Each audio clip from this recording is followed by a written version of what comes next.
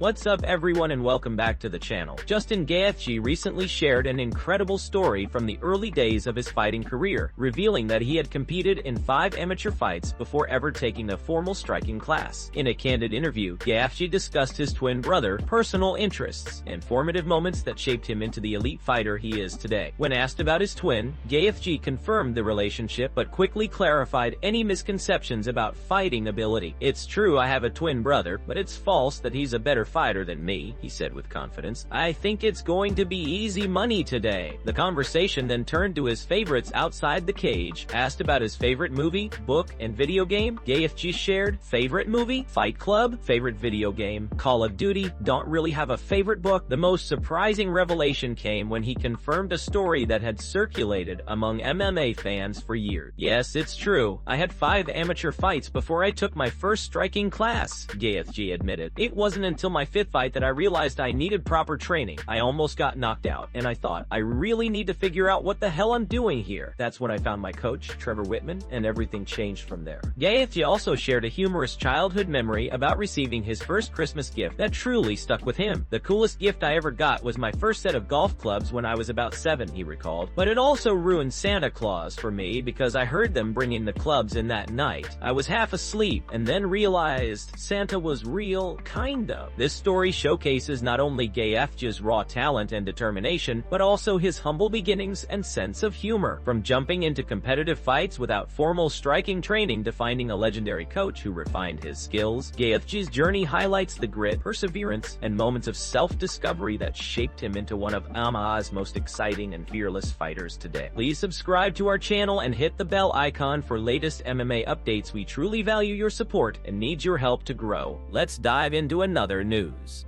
Jack Della Maddalena has revealed his ambitious plans for the future of his MMA career, hinting at a potential showdown with Khamzat Chimaev at middleweight.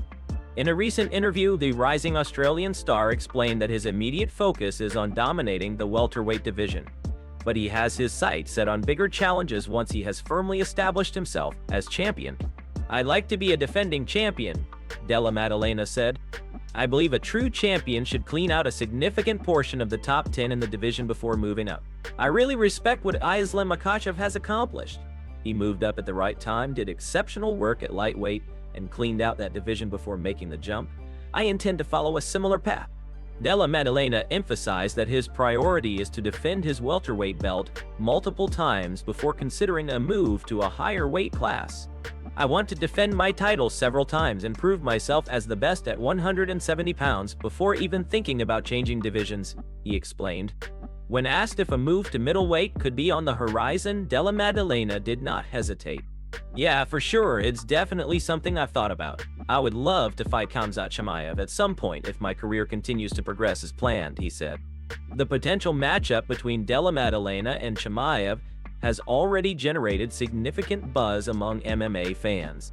Both fighters are known for their aggressive styles and well-rounded skill sets, with Della Maddalena's sharp striking and knockout power matching up intriguingly against Chimaev's dominant wrestling and relentless pace.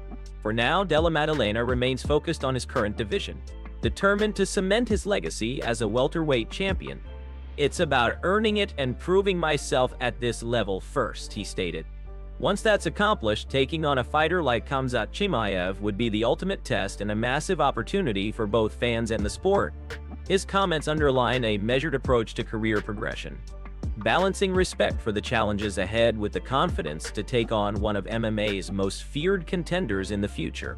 Let's dive into another news. Reinier de Ridder has finally addressed the controversy surrounding a fake X, formerly Twitter, account that was impersonating him trash-talking Khamzat Chimaev on his behalf. The account, which had garnered attention for posting misleading and provocative content, was recently suspended. In an interview with Home of Fight, de Ridder commented on the situation saying, "I don't know. There's this Twitter account trying to be me. I think the person running it still thinks it's me. He might be a little confused on that end. It is what it is. We'll see." He added that he had reported the account several times before it was finally taken down, noting that the posts were, at times, both amusing and unsettling. "It was pretty funny," he admitted. "Some of the content was good, but some of it got pretty dark, especially stuff involving Ali Abdelaziz. Everybody knew it wasn't me, except maybe Khamzat. Despite the distraction caused by the fake account, De Ridder remains focused on his goals in the UFC middleweight division. Speaking directly to Chimaev, he issued a clear message: "Be patient. Keep that title. I am coming for it soon." His statement reflects both confidence and determination, signaling that he intends to challenge for the middleweight championship regardless of past events or recent setbacks in the division. This incident highlights the challenges fighters face in the age of social media, where impersonation and misinformation can spread quickly. De Ridder's reaction demonstrates his professionalism and level-headed approach, handling the situation with humor and grace, while keeping his attention firmly on his career. With his eyes set on the middleweight title, De Ridder is signaling to fans and competitors alike that he remains a serious contender. His focus on preparation and determination to claim the belt underscores his status as one of the top athletes in the division, ready to step into the octagon and make his mark. The takeaway from this episode is clear. While social media antics may create noise, De Ridder's priorities remain in the cage, and his message to Chimaev confirms that he is intent on chasing championship glory in the near future. Let's dive into another news. Dana White recently opened up about his early aspirations to become a professional fighter and admitted that, despite his dreams, he quickly realized he wasn't cut out for the sport.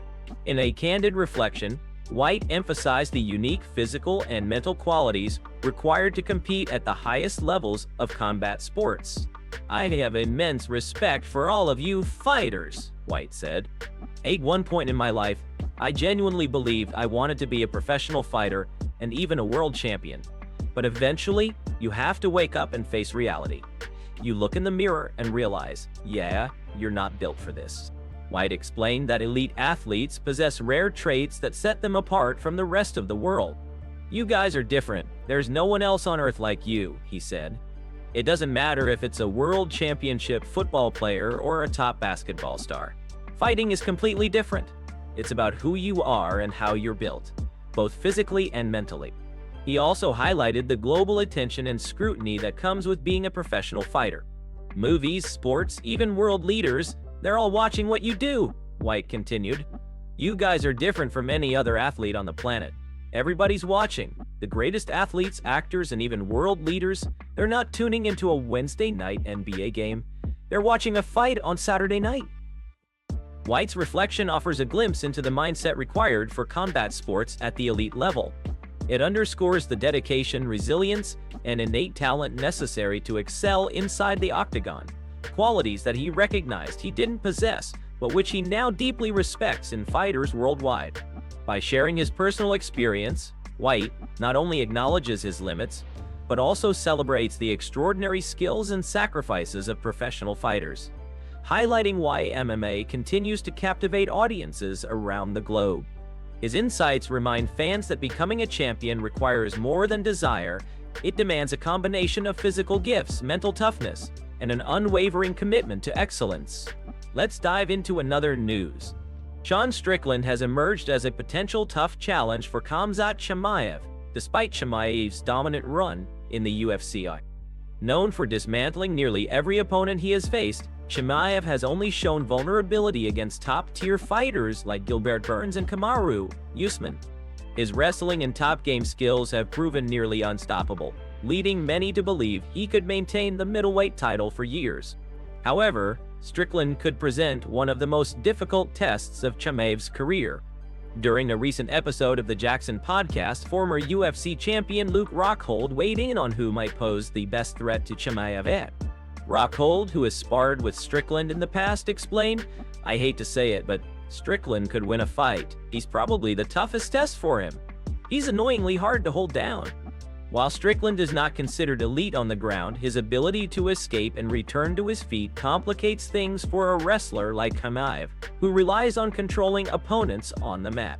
"The biggest thing with Khamzat is that he has to get comfortable on his feet," Rockhold added. "If he can't keep a guy down, it could be a real challenge." Adding to the intrigue is the fact that Chimaev and Strickland have previously trained together at Extreme Couture. This familiarity could influence the mental game for both fighters, as knowing each other's tendencies might affect strategy and execution during the bout. Rockhold noted that Strickland's experience and unpredictability could make him particularly difficult to handle, especially if he manages to frustrate Chimaev and keep the fight standing. Despite these considerations, Strickland must first return to form.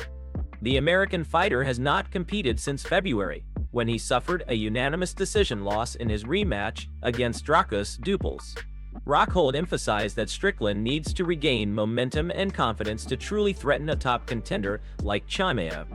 In summary, while Chimaev remains a formidable force in the middleweight division, Sean Strickland presents a unique and potentially dangerous challenge. His ability to evade control, combined with his previous training with Chimaev, positions him as one of the few fighters capable of testing the reigning star. The matchup promises to be a fascinating clash of styles, where Chimaev's wrestling dominance meets Strickland's resilience and striking versatility. Let's dive into another news. Dana White has made significant changes to the UFC roster, removing multiple fighters following the conclusion of another season of Dana White's Contender Series.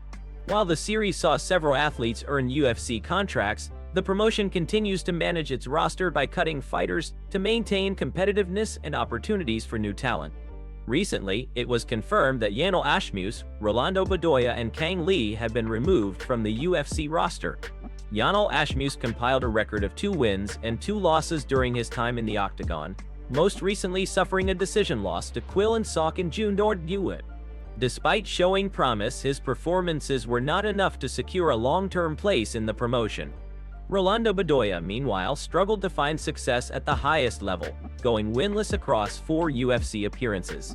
In his final outing in September, he lost by decision to Jaime Malarkey.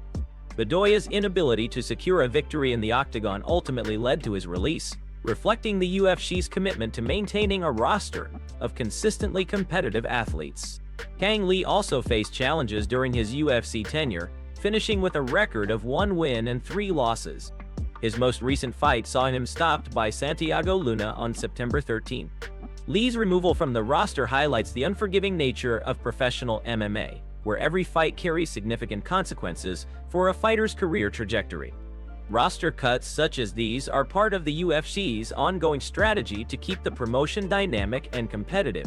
By making room for new talent from platforms like Contender Series, the organization ensures that rising fighters have opportunities to showcase their skills while maintaining high standards for existing roster members. Fans may wonder whether Ashmus, Bedoya, and Lee will work their way back to the Octagon in the future. With dedication, adjustments to training, and strong performances outside the UFC, it is always possible for released fighters to earn another chance at the highest level. The path back is challenging but not impossible, as history has shown with fighters who have returned stronger after roster cuts. This latest round of cuts underscores the competitive environment in the UFC, where only consistent performance and the ability to adapt can secure a fighter's place among the elite.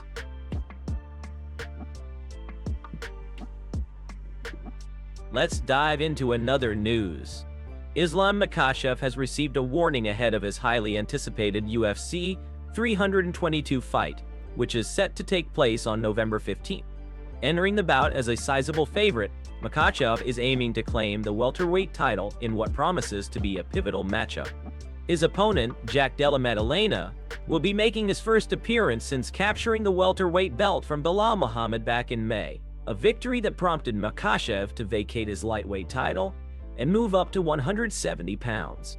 Former UFC champion Michael Bisping recently weighed in on the matchup, highlighting why Makhachev cannot afford to underestimate his opponent.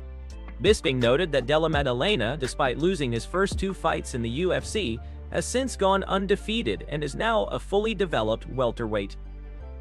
What?